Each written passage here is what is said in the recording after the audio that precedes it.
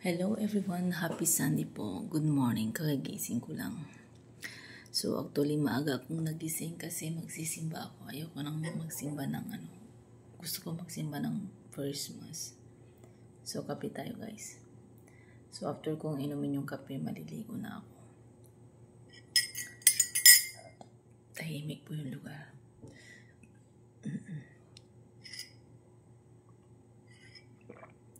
Si Big Boss ay natutulog. Kaya, kailangan ko nang umalis habang mag-ready habang tulog pa si Big Boss. Usually naman alam niya na magsisimba ako. Kaya, okay lang na hindi magpapalam. Hindi na po. Kasi sinasabi ko na every Sunday magsisimba ako. Then, uwi ako sa bahay. Tuwing Sunday po yun. Either Sunday o Saturday. Yun lang. Tahimik masyado kasi mga tulog pa. So, kailangan natin magdanda ng boses. Anyway guys, yung boses ko nung nakakatakot. Parang ang tigas kung magsalita tapos basta ang pangit ng boses ko. Alam ko naman po yun. Ay, Diyos ko Lord. Sana matuto ako pong mag-edit kasi hindi ko po alam mag-edit. Gustong gusto ko po yung sana yung halimbawa binidyo ko ngayon tapos mamaya pag idudugtog ko na lang kaso hindi ko po alam gawin. Opo. Makakahiram naman ako ng laptop ni Bossing kaso ang problema hindi ko rin po alam kung ano pong gagawin. Opo. So, ang hirap. Ang mga anak ko naman, busy sila at may exam kaya hindi nila kayang gawin.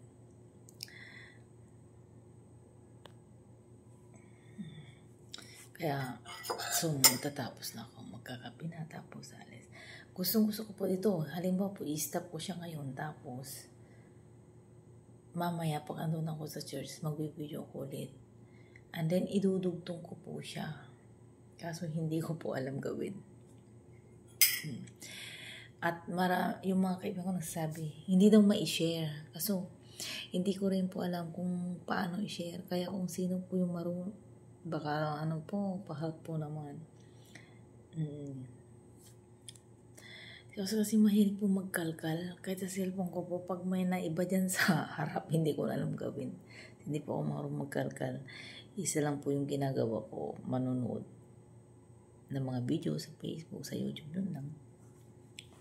At hindi pa ako nagpo-post sa mga nung sabi ko, magbablog-vlog na kaya ako. Yun, kaya nagpo-post po ako ngayon. Kasana guys, supportan niyo po ako. Actually, paggising ko ngayon, sakit ng paa ko. Siguro na pwersa kahapon kasi medyo matagal po ako nalakad. Oo. Siguro bukas magpupunta ako magpapa-blood test para makakapunta po ako sa doktor ng Wednesday kasi hindi po ako makakabili ng gamot kapag wala po yung prescription ng doktor. Hindi po nabibili po yung gamot ko kung walang bagong prescription.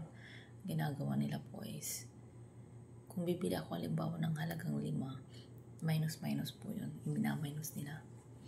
So, automatic po na talagang every month kang pupunta sa doktor mo. So, at saka every month po akong binablood test. Opo. Pero ngayon, konti na lang. Hindi po gaya dati nun. Ang binablood test na lang po sa akin yung ECR. Parang, walang din. Ang hirap po intindihin. Parang yung pamamagayata po ng dugo ko, hindi ko po alam. Ang hirap po paliwanag. Wala na po akong gamot. Last na po itong linggo na to. Bali, 7 po yung iinom kong araw na to. 7. So, sana ngayon kung may tinapay, sana ako iinumin ko na yung 2. Kasi yung 2 po, ang problema ko po doon is, ang epekto po, hindi niya ako patulogin. Kaya, kung pwede, kung maaga po akong gumising, kailangan iinumin ko na. Yun naman po sabi ng doktor, make sure that ininom mo na before 7 para hindi ka lalong magkaroon ng problema sa pagtulog. So, ganun nga yung guys.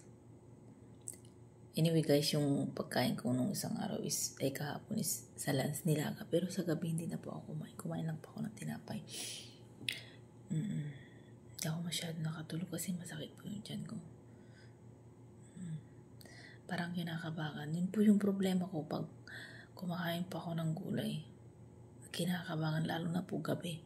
Kaya ang ginagawa ko is araw ako ay tanghali ko kinakain. Kasi hindi po ako kumakain ng masyado muna kanin, madalang po. Ang pinakakanin ko po is yung gulay. Pero madalas po na kinakain ko is kung ano po yung mura at saka mostly dahon-dahon. Kaya lang po ako na ang sayote po maganda po yung sa katawan ko kasi anti-inflammation po yun. Pati yung mga luya. Hindi ko lang po kayang inumin po yung turmeric na itya. Kaya the best, ihalo po sa pagkain unti-unti. Pero hindi pa ako nagigisa eh. Parang nasanay na po yung bunganga ko na na matabang. Paminta lang po at konting asin. Opo. Pag halimbawa yung kangkong, i-steam ko lang po yun or beans. So usually po, ang pinaka-protein ko doon minsan itlog. Isda madalang po pag mayroon. Mostly talaga nilalaga ko lang yung itlog tapos ganun paminta at asin lang. Konting asin. Matapang na po yung kinakain ko. Parang nasanay na po yung bunganga ko na matapang. Pero sa gabi po, kumakain po ako ng medyo konting heavy food na may protein. Pero pag yung marami akong kinain sa tanghali, matik po yun, hindi na ako kakain ng gabi. Tinapay na lang. Isang tinapay o dalawang slice, yun lang po. Basta isang beses lang po ako kakain ng maraming. Medyo madami.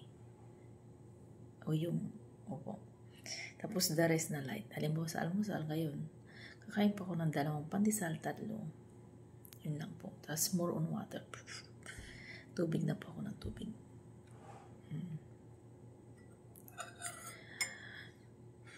Saka kung ano po yung murang gulay, yung po kinakain ko. Madalas po kasi mura po yung kalubasa ngayon, yung po kinakain ko soup. Nagawa ko pong soup yun. Nilalaga ko lang po, hindi ko ginagisa. Tapos inismas. Diretso. Minsan, madalas kasama niyang carrots. Halimbawa, ng kalubasang ganun. Lalagyan ko siya ng 2 carrots din. Mga carrots na mga ganyan o kaya. Depende po kung ano po yung mura.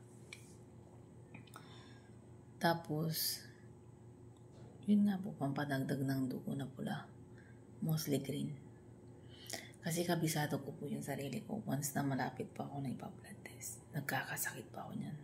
Parang every month na po akong nilalagnat. Ganun. Parang once a month talaga sinisinat-sinat po ako. Nilalagnat. Nung nakaraan po, nung buwan, parang yung, alam mo yung hindi ka mapalagay, tas-tas ang dugo, yung hindi ka makatulog, ano ba yung tawag nun sa Pangasinan, naguguligol pa ako.